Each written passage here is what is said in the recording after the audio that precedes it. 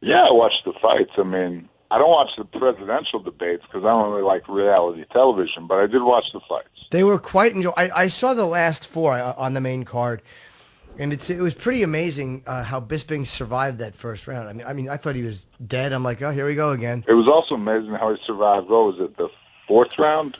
He got put down? Was it the fourth round that he went down again, or the third? No, it was the first and the second. He got put down. First and the second. End of the Okay. second. Yeah. That's right. Bisping had won Yeah. the second round, and at the very end, Henderson put him down. Okay. Yeah, I'm amazed he survived both of those rounds. What do you think of the performance overall? A lot of people are calling controversy, saying that they thought Dan Henderson should have gotten the decision. What do you think, Forrest?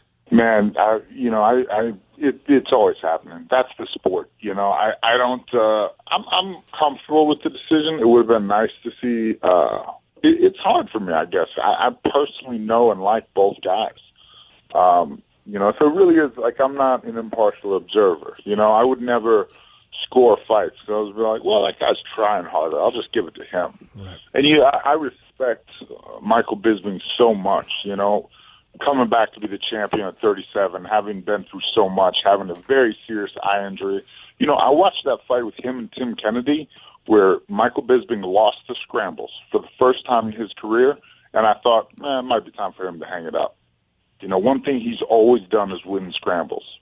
Do you like the way I didn't give you an answer at all? Well, it is Very political. That was very smart. I thought that. You're welcome. I thought Bisping did win. I was comfortable with it too, especially since it wasn't a split decision. Split decisions have got to suck if you're a fighter, unless you win one. Even if you win, it's got to be not quite as satisfying as unanimous. Well, not even that. It's the tough part of a split decision is when you're sitting there like, wait, did it? No. And Bruce Buffer milks it just a little bit. He knows. That's the game, man. That's the game. That's why people like him, I always joke with Bruce that my least favorite part of fighting was before the fight when he was just like doing his thing and hopping around. And I'm just like, man, come on. I'm in here. Like, I just want to fight. Like, this is literally the only part of the fight I don't like is when you're just sitting there. You're looking at the guy you're going to fight, and it's like, it's like looking at a buffet when you can't eat. You're like, let's just do this already. It's like when you're at a comedy show and the host does time in between the comics when you're supposed to be next. You're like, dude, just fucking bring me on. Come on. Just bring me on. Exactly like that. But doesn't it get you pumped up, though, when he gives you an intro like that? I would never did. If walking out with thousands of people screaming isn't enough to get you pumped, like, what do you need? Now, would you walk out with energy, or did you try to reserve? Because I've seen two different schools of thought. Guys that like Cormier sprints out to the fucking thing, while his team is still in the locker room. He's already in the ring, or in the octagon. And other guys like to take it nice and slow, and they say they want to conserve their energy, and they want low energy music because it doesn't get their heart rate all high. And how did you feel about that? Because you used a pretty pumped up song. Yeah, well, then even John Jones, he walks out, he melts the walkout to get that energy of the crowd, to get that crowd vibe, which is another school of thought. I did it different depending on the day, man. Just depending on how I felt. There's no normal for me. It's just whatever it is, it is. You had no ritual with it. No.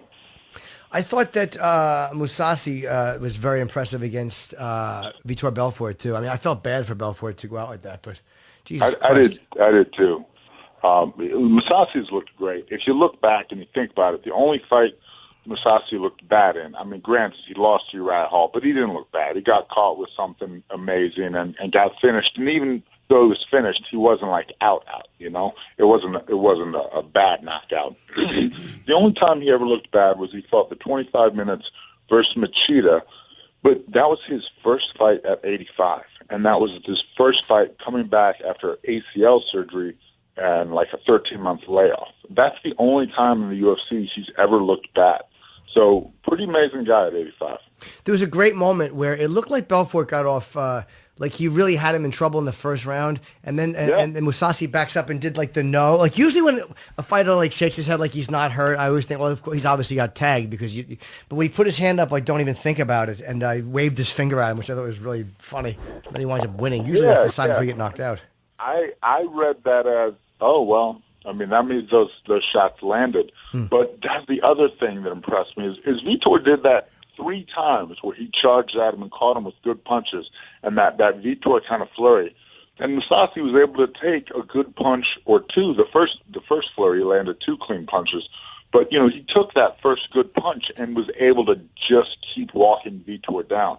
The other thing I would have liked to see is Vitor's corner was kind of telling him things are okay. No, man, get off the fence, dude. You are going to get finished if you're hanging out on the fence. And sure enough, I was thinking in the fight, like, hey, man, get off the fence. That's not. I know you're going to charge him, but it's your options are limited there. Were they telling him things were okay in between rounds? I didn't remember that. It seemed, from what I caught, they were, yeah. Well, I noticed recently, 185 pounds, it just out of nowhere got super deep and competitive. 185, it was kind of the softest division for a while when Anderson was like king and on top. Anderson was bottlenecking it up, man. He was ruining everything for everybody. Now that he's gone, it's great. Yeah, I mean, you look at 185 now. I mean, there's no any one of these guys could beat anybody else on any given day. Romero, Jacare, Rockhold, Weidman, Bisping. I mean, it's nuts. Michael Bisping has just the top 5 of that division. They're all monsters. Who do you want to see next fight for that title?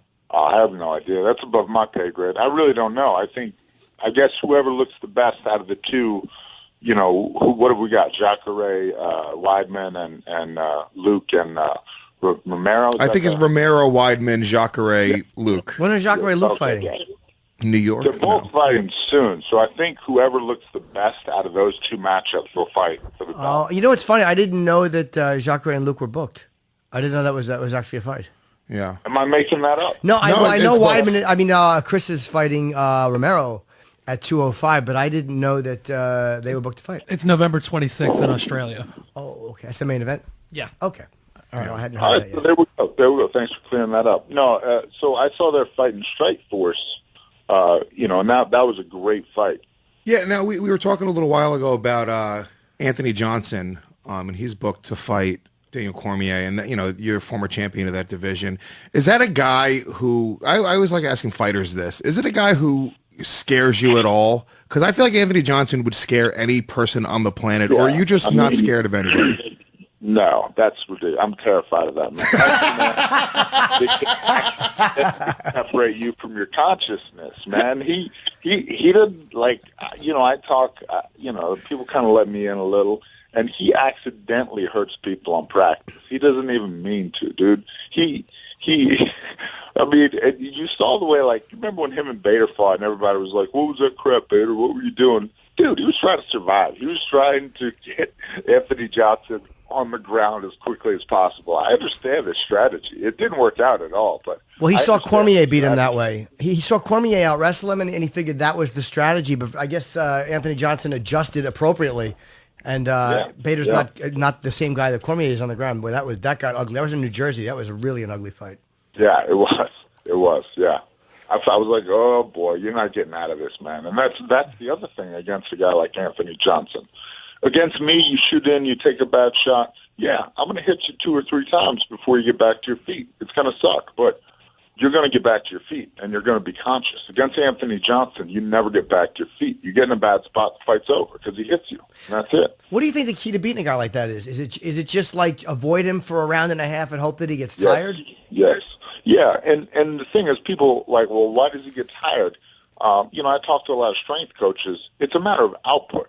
I have never physically put the energy out, like the actual energy, like the horsepower out that he throws in one punch. I'd have to throw 5 punches to generate that same energy. So if he throws 6 or 7 hard punches, it's like a video game. His energy bar starts getting low. So you just have to hope that those don't land. Yeah, he's fun to watch. When's he fighting Cormier? Is it going to be, I believe it's December 10th in...